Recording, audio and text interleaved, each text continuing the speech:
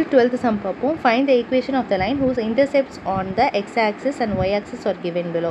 So x axis and y axis வந்து நமக்கு கீழே கொடுத்துருக்காங்க பாயிண்ட்டு. இப்போ நம்ம ஈக்குவேஷன் ஆஃப் த லைன் வந்து கண்டுபிடிக்கணும். ஓகேவா?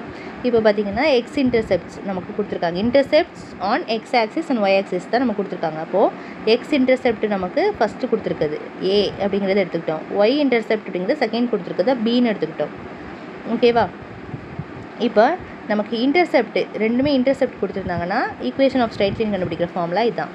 ரெண்டு இன்டர்செப்ட்டும் இன்டர்செப்ட் அப்படின்னு சொல்லிட்டு எக்ஸ் ஒய்ன்னு கொடுத்துருந்தாங்கன்னா ஏபின்னு எடுத்துக்கணும். அந்த ஃபஸ்ட்டு ரெண்டு பாயிண்ட்டை இதை ஏன்னு எடுத்துக்கணும், இதை பின்னு எடுத்துக்கணும். எடுத்துகிட்டு இந்த ஃபார்முலாவில் அப்ளை பண்ணணும். அவ்வளோதான். அப்ளை பண்ணிவிட்டு இப்போது நம்ம ஃபார்முலா படி இதை சிம்ப்ளிஃபை பண்ணணும். இப்போ கீழே இருக்கிறது ரெண்டையும் எல்சிஎம் எடுக்கணும். எல்சிஎம் எடுத்தோம்னா என்ன டேபிளில் வரும்? 4 6 இருக்குது. 2 டேபிளில் 2 3, திரும்ப 2 டேபிளில் 1 டைம்ஸ் 3, 3 டேபிளில் 1 1. அப்போது 2 2s are 4, 4 3s are 12. 12 தான் எல்சிஎம் வேல்யூ. ஸோ இப்போ 12 போட்டு இங்கே 4 டேபிளில் 12 வர 3 டைம்ஸு. அப்போ அதே 3ஆல் மல்டிப்ளை பண்ணோம்னா 3x. இங்கே 6ல் வந்து 12 வரதுக்கு 2ஆல் மல்டிப்ளை பண்ணணும். அதே 2ஆல் மேலே மல்டிப்ளை பண்ணால் 2y ஹோல் டிவைடட் பை 12 போட்டுக்கணும்.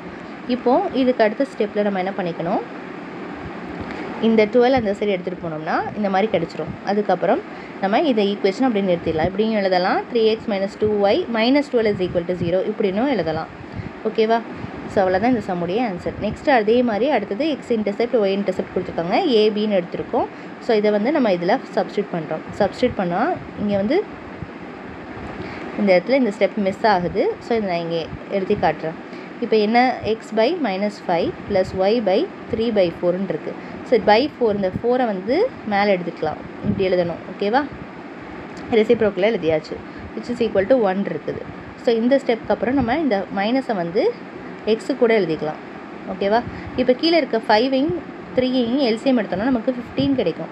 இப்போ 5 டேபிளில் 15 வரதுக்கு 3ஆல் மல்டிப்ளை பண்ணணும். அப்போது மேலேயும் 3ஆல் மல்டிப்ளை பண்ணிக்கணும். இங்கே 3 டேபிளில் 15 வரதுக்கு 5ஆல் பண்ணணும். அப்போ 4 5s are 20y. ஸோ = 1. இந்த 15 இங்கே எடுத்துகிட்டு போங்க.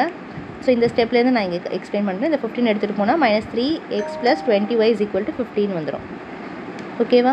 ஸோ இப்போ நம்ம இந்த மாதிரி ஆன்சர் வந்து கிடச்சிருக்கு. இப்போ இதில் வந்து நமக்கு -3x + 20y = 15 வந்திருக்கு. இப்போ எக்ஸ் வந்து நெகட்டிவில் இருக்குது. கரெக்டாக?